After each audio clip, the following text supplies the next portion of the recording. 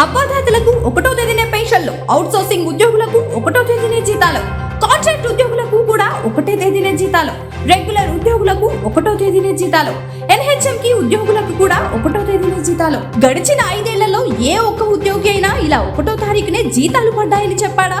పనిమంతుడు పాలకుడు అయితే సమయానికి జీతాలు పడతాయి అని ఉద్యోగులు వాపోతున్నారు. జీతాలు ఈ ఒక్క నెలనే 1వ తేదీ తీసుకున్నాం, ఇలా ప్రతి నెల కూడా తీసుకుంటామా అని ఆశాభావం వ్యక్తం చేస్తున్నారు.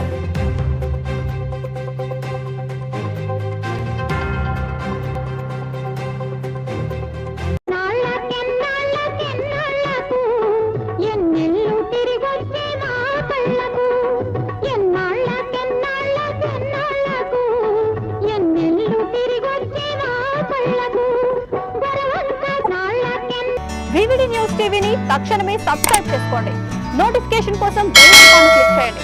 మరిన్ని అప్డేట్స్ కోసం ప్రతి ఒక్క కుటుంబానికి ఉచిత ప్రకటనలు వచ్చే విధంగా మీకోసం మీ ముందుకు వివిడి న్యూస్ టీవీని ఏపీ ఫైబర్ నందు 99వ ఛానల్ మరియు యూట్యూబ్ నందు వీక్షించెదరు.